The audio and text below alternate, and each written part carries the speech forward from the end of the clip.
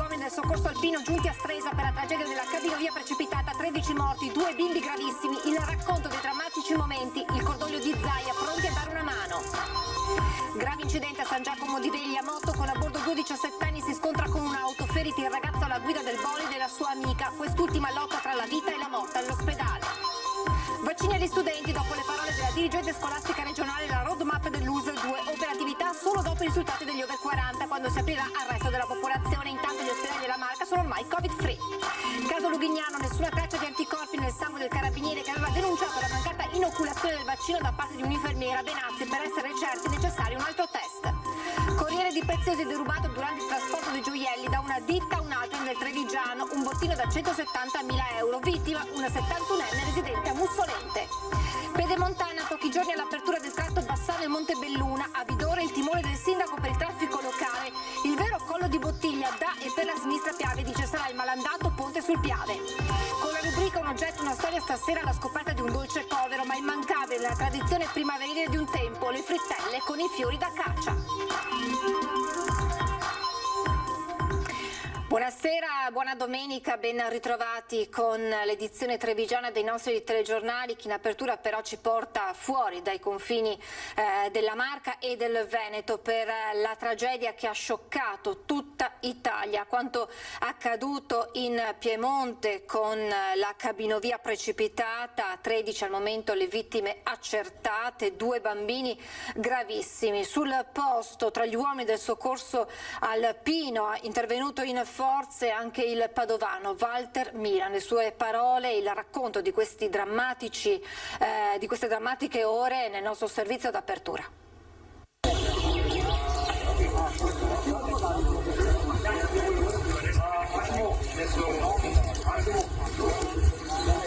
Si tratta ancora adesso purtroppo di estrarre le vittime da questa cabina che ha fatto un volo impressionante, poi è rotolata lungo il pendio, per cui insomma potete immaginare le condizioni delle lamiere e lo scenario insomma è particolarmente complicato. Le parole del padovano Walter Milan nell'inferno di Stresa. Un bilancio vittime che parla di 13 morti accertati da identificare, tra loro pare alcuni turisti tedeschi, mentre tra i feriti ci sono 2 bambini di 9 e 10 anni in condizioni gravissime. Una giornata di sole nel Verbano, la gioia di ripartire spezzata dal volo terribile della cabinovia che precipita sul tragitto Stresa-Mottarone, poco dopo le 12:30.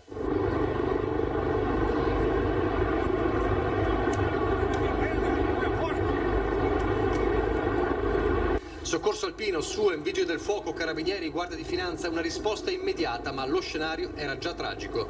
Tutti al lavoro, anche per dare aiuto ai feriti. Sono stati estratti immediatamente i feriti, sono stati in gergo insomma condizionati, quindi è stato fatto un primo trattamento sanitario d'urgenza e poi trasportati via elicottero fino all'ospedale.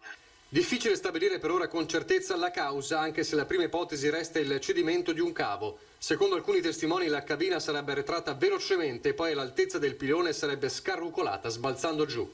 Anche per un abituato a situazioni del genere come Walter il lavoro è stato difficile. Abbiamo in mente altri fatti simili che sono successi in passato, altri incidenti gravi in cabinovia, per dire insomma, anche se poi i fatti furono diversi, viene in mente Cernizia, però insomma fortunatamente sono casi molto molto rari.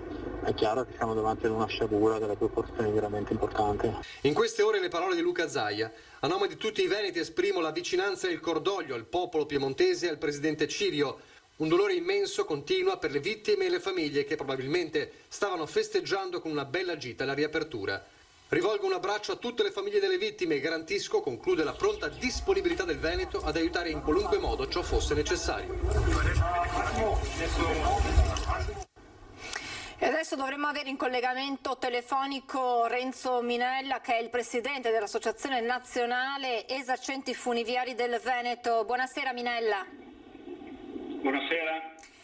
Proprio ieri lei era intervenuto nella nostra edizione straordinaria per parlare della ripartenza degli impianti di risalita e 24 ore dopo ci troviamo a commentare una tragedia che il soccorritore Walter Milan ha definito impressionante. Sì, assolutamente, è stata veramente una doccia fredda questa la notizia che è arrivata da Verbania. la nostra associazione e tutti i colleghi impiantisti sono vicini alle famiglie, con un grande cordoglio alle famiglie delle vittime e ai feriti che in questo momento stanno lottando negli ospedali. È stata una cosa, come ha già accennato chi mi ha preceduto, rara.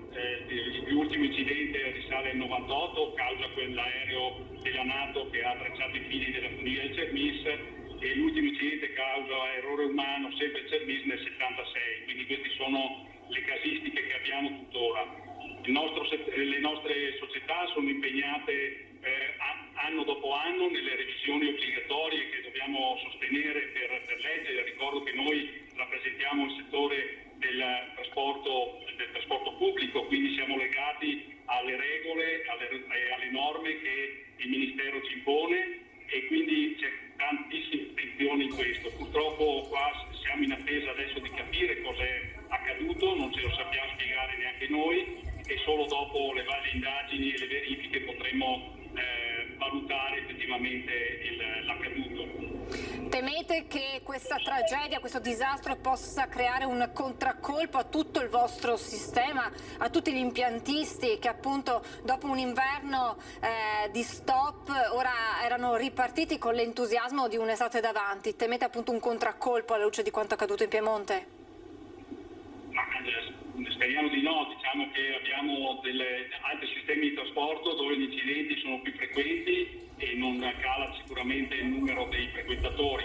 Noi cercheremo in questi giorni di far presente e di informare il pubblico della sicurezza che gli impianti di salita hanno sempre garantito storicamente e statisticamente. Ricordo appunto che dobbiamo andare indietro di molti anni per trovare degli incidenti o dei morti legati sui nostri impianti. Dire che gli impianti a fune siano uno dei mezzi di trasporto più sicuri non lo diciamo noi perché siamo impiantisti, ma lo dicono i numeri e le statistiche che non rappresentano insomma numeri di incidenti così elevati come invece possiamo trovare in altri sistemi di trasporto. Grazie a Renzo Minella, Presidente ANEF Veneto, grazie davvero per il suo intervento e buon lavoro per questa ripartenza. Buona serata. Grazie a voi, grazie. E lasciamo la tragedia che, come detto, si è consumata in Piemonte. Torniamo nella Marca trevigiana con la cronaca sempre, con il tragico schianto, una serie di incidenti che si sono verificati nella Marca, ma non solo. Partiamo proprio dal tragico schianto tra una moto e un'auto. Questa mattina a Ponte nelle Alpi, nel Bellunese, nell'impatto è morto un centauro, un trentenne. Altre 2 persone sono rimaste ferite, mentre sempre in uno scontro tra una vettura e una moto, questa mattina a San Giacomo di Veglia nel Vittoriese ha visto ferita in modo molto grave una 17enne. Come detto, non è stato l'unico incidente registrato nelle ultime 24 ore. L'impatto in pochi secondi, poi il drammatico allarme al SUEM e il volo dell'elisoccorso all'ospedale di Treviso. È qui, ricoverata in gravissime condizioni, la 17enne che stamane si trovava sul sellino posteriore della moto 125 guidata dall'amico coetaneo di San Vendemiano. L'incidente alle 12:30 a San Giacomo di Veglia, dove una Mercedes, uscendo da un parcheggio, ha centrato il bolide, facendo volare a terra i 2 giovanissimi. Ferite non gravi per il ragazzo portato a Conegliano, condizioni invece molto gravi per la 17enne, ora in rianimazione in prognosi riservata, a lottare ora dopo ora tra la vita e la morte. Solo mezz'ora prima, ma a Castello di Godego, era toccato a un ciclista essere urtato da un'auto nei pressi del cimitero, fortunatamente senza gravi conseguenze. Restano invece stabili, ma sempre serie, le condizioni del 18enne travolto dalla vettura del parroco a Gorgo al Monticano ieri sera poco dopo le 20. Il sacerdote, Don Angelo Pederiva, aveva appena terminato la messa nella chiesa parrocchiale quando è avvenuto lo scontro con il ciclomotore del 18enne lungo la Postumia. Siamo all'emergenza Covid, salvo pochi pazienti ricoverati a Vittorio Veneto, gli ospedali della Marca sono oramai Covid free, merito anche della campagna vaccinale che è pronta ad aprire ai ragazzi tra i 12 e i 15 anni.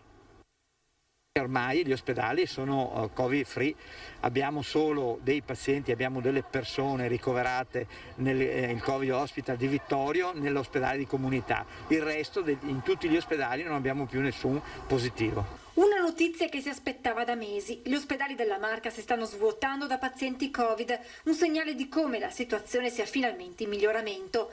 Merito soprattutto della campagna vaccinale, che ora potrebbe aprire anche ai più giovani nella fascia 12-15 anni, un ulteriore passo in avanti che la dirigente scolastica regionale Carmela Palumbo ha definito indispensabile per la ripartenza delle lezioni a settembre. In attesa del via libera di EMA previsto per il 28 maggio, l'ULSS 2 sta pensando a come organizzare la campagna di immunizzazione anche per i più giovani. L'ex Maber di Villorba e il Palasport di Ponte di Piave potrebbero diventare le due sedi di riferimento per questa fascia d'età. L'azienda sanitaria attende il via libera della regione, non vi è al momento, spiega Benazzi, ancora una data.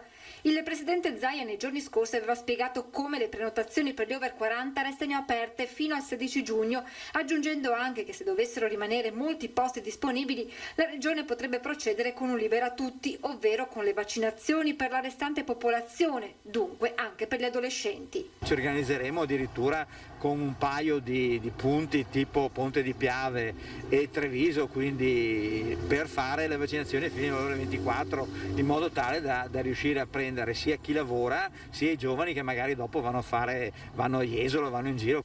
La campagna di immunizzazione intanto continua a correre, nonostante il lieve arresto di ieri con 10.000 vaccinazioni in meno negli hub del Veneto, ad aver pesato nel calo di somministrazioni nella Marca il passaggio del Giro d'Italia. Noi ieri abbiamo avuto il giro che ci ha costretto ovviamente in due sedi a partire con le vaccinazioni del 15 in poi, quindi rispetto al nostro target di 7-8 mila siamo arrivati a circa 5.006. Credo che da oggi già torniamo agli 8.000.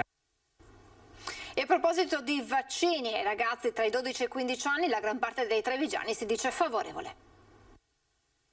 L'EMA dovrebbe pronunciarsi nei prossimi giorni per il vaccino Pfizer da somministrare ai ragazzi tra i 12 e i 15 anni.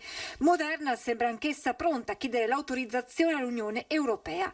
Per molti la copertura per questa fascia d'età potrebbe essere determinante per un ritorno alla normalità, anche alla luce dei focolai registrati in queste settimane proprio nelle aule scolastiche. Sì. Visto anche i contagi che ci sono nelle scuole. Le scuole, appunto, quanto hanno perso come lezioni, organizzazione, sì. Credo di sì, visto che i dati dimostrano che ci sono dei focolai anche a scuola, immagino che sia necessario, sì. Non vedo l'ora che comincino a farlo, così siamo più libere, più tranquille, non abbiamo problemi da dove andare e cosa fare. È giusto che lo facciano? Assolutamente sì, anche perché comunque si è visto che anche i bambini piccoli possono prenderlo, quindi sì. Io sono favorevole. Perché? Perché i ragazzi devono riprendere la loro vita sociale, quindi se il vaccino è sicuro è giusto farglielo e che possano riprendere la loro vita. Sono stati molto limitati, forse più di noi adulti. Ma c'è anche chi ritiene non sia indispensabile la vaccinazione per i più giovani. No. Perché secondo me? Perché abbiamo visto che non si sono più di tanto contagiati o comunque non hanno sviluppato la malattia in modo pesante, per cui perché dare anche questo carico a loro? Novità nella vicenda del carabiniere vaccinato a Lugignano che aveva denunciato la mancata inoculazione del siero nel sangue del militare. Il test sierologico non ha rilevato anticorpi. Niente anticorpi nel sangue, questo è l'esito del test sierologico a cui si è sottoposto il carabiniere che qualche settimana fa si era presentato al lab di Lugignano per ricevere la prima dose di vaccino anti-Covid. Terminata la somministrazione però il militare aveva notato che la siringa era stata gettata nel contenitore per i rifiuti speciali ancora con del siero all'interno, da qui la segnalazione ai colleghi del NAS e l'avvio di un'indagine.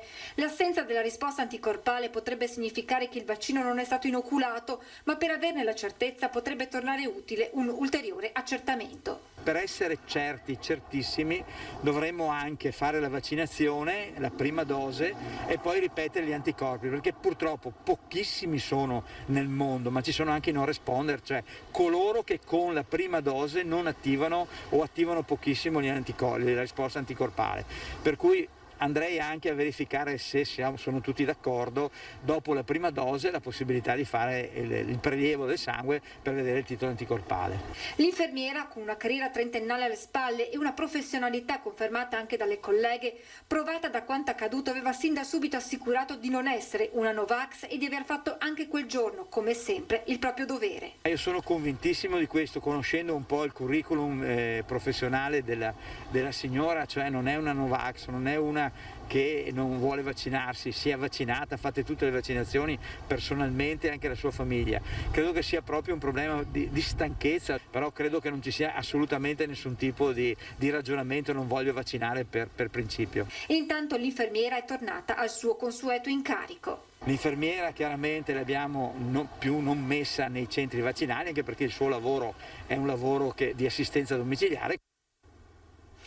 Oltre 700.000 cittadini stranieri presenti in Italia sono attualmente invisibili e non hanno accesso alla vaccinazione Covid. È l'allarme dell'Istituto Nazionale Salute, Migrazioni e Povertà. Intanto la CISL stila il report sull'impatto che la pandemia ha avuto proprio sulla popolazione straniera. Sono oltre 700.000 i cittadini stranieri presenti in Italia che non hanno accesso alla vaccinazione Covid, non essendo in possesso né della tessera sanitaria né del codice fiscale. A portare alla luce il problema Gianfranco Costanzo, direttore sanitario dell'Istituto Nazionale Salute, Migrazioni e Povertà, che spiega come questi cittadini siano immigrati provenienti da paesi extra Unione Europea o stranieri irregolari, solamente in possesso del tesserino STP, che garantisce l'accesso alle prestazioni sanitarie urgenti o essenziali, tra cui proprio i vaccini. Ma le piattaforme regionali, ad esclusione dell'Emilia-Romagna, non prevedono l'accesso con questo documento. Ma l'emergenza pandemica per i cittadini stranieri regolarmente presenti nel nostro paese ha avuto ripercussioni molto pesanti, dall'impatto sul lavoro alla questione abitativa, alla situazione delle donne e dei giovani.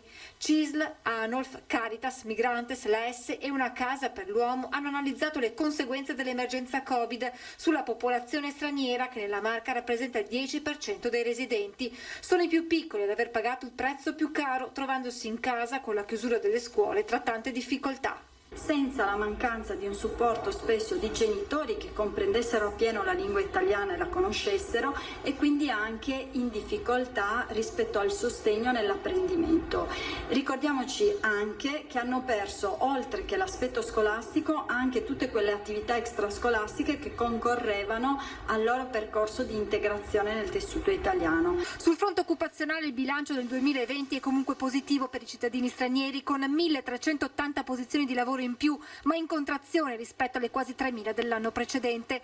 Sono stati soprattutto i lavoratori impiegati nel turismo e nel commercio ad aver subito lo scotto della pandemia. Si è trovato come i cittadini italiani, come i lavoratori italiani, a vivere una situazione di incertezza. Non sempre le tutele che sono state messe in atto rispetto a tutti i lavoratori hanno coperto certe situazioni lavorative diciamo molto fragili e molto precarie. Processi che le associazioni coinvolte chiedono che vengano indagati per comprenderne maggiormente le effettive criticità. È un appello che vogliamo fare a un aumento della coesione sociale messa in questione dal tempo che viviamo, in cui finalmente questa parte di popolazione possa essere inclusa come risorsa e non semplicemente come un peso in più da sopportare. Una notizia di cronaca: hanno aspettato che si fermasse e senza che si accorgesse di nulla gli hanno rubato la valigetta di preziosi che stava trasportando, colpo da 170.000 euro a Mussolente nel Vicentino. Corriere di preziosi derubato durante il trasporto dei gioielli da una ditta a un'altra, un bottino da 170.000 euro, protagonista un 71enne residente a Mussolente. L'uomo, da una prima ricostruzione, sarebbe partito da casa al volante della sua Fiat Panda, avrebbe raggiunto un'azienda orafa di San Zenone degli Ezzelini per recuperare a titolo di amicizia preziosi da consegnare a un'azienda del settore di Pieve del Grappa. Durante il tragitto il 71enne avrebbe però fatto alcune soste, tutte a Mussolente, per questioni personali che doveva sbrigare. Durante una di queste tappe avrebbero agito i ladri a colpo sicuro, forzando l'utilitaria dell'anziano, individuando subito il sottofondo che conteneva la valigia con la merce appena ritirata e portarla via. Il tutto si sarebbe svolto in una manciata di minuti in pieno giorno, tanto che il Corriere non si sarebbe neanche accorto del furto sino a quando è arrivato a Pieve. Qui ha dovuto constatare d'essere stato derubato e non ha potuto far altro che sporgere denuncia. Slitta al 2022 l'assegno unico per i figli, intanto il governo nel frattempo pensa ad una misura ponte. Bisognerà attendere il 2022 per l'assegno unico vero e proprio, come era stato concepito dal governo per sostenere le famiglie italiane in un momento particolarmente difficile per la pandemia da Covid.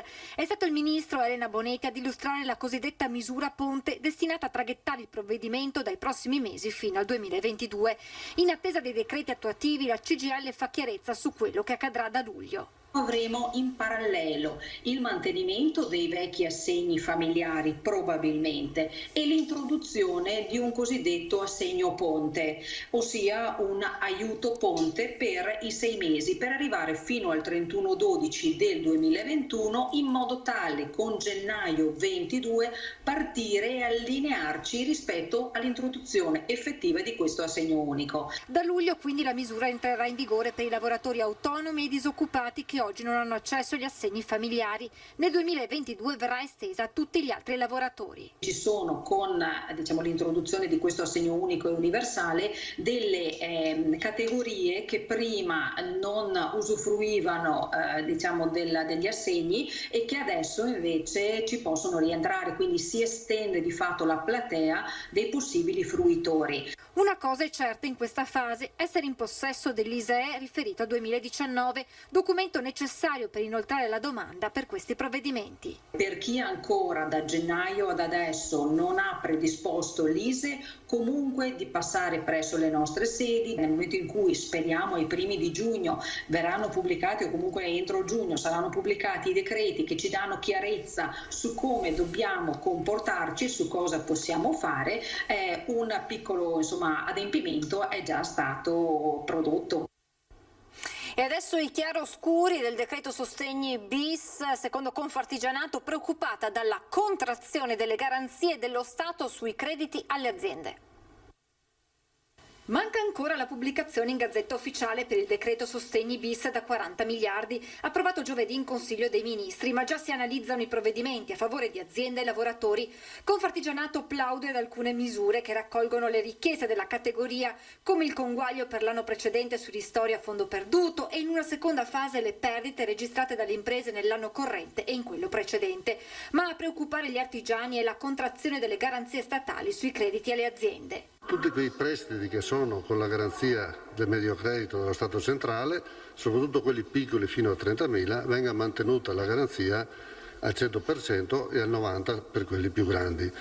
Nella proposta è quella di ridurla. Noi riteniamo che anche se questa fase magari di emergenza sta finendo e le imprese possono ripartire, riteniamo che ci sia ancora bisogno di liquidità. Nella fascia di crediti fino a 30.000 euro la questione riguarda quasi la metà dei dossier aperti dalle imprese artigiane della Marca. Per l'8,7% delle somme garantite la copertura del Tesoro cade dal 100% al 90%, ma sugli importi più alti, che riguardano circa metà delle pratiche, la limatura prevede di passare dal 90 al 70% e persino al 60% in base alla durata.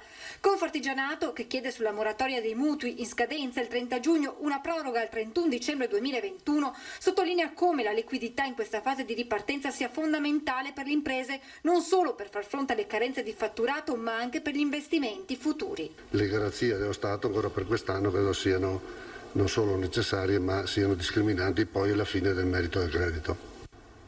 Ci fermiamo adesso per qualche istante di pubblicità, tra poco.